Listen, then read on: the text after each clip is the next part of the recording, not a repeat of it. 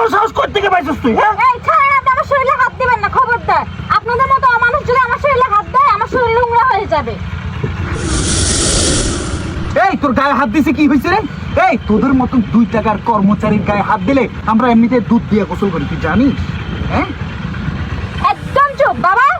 এবার দেখো নিজ চোখে, দেখছো আমি বলছিলাম না ওরা কত বড় অমানুষ? বাবা? দেখছো এখন? কিসের বাবা? এই তুই কে রে? তুই কে? এই মুখ খোল, কি হলো তোর? মুখ খোল। রাখেন আপনি।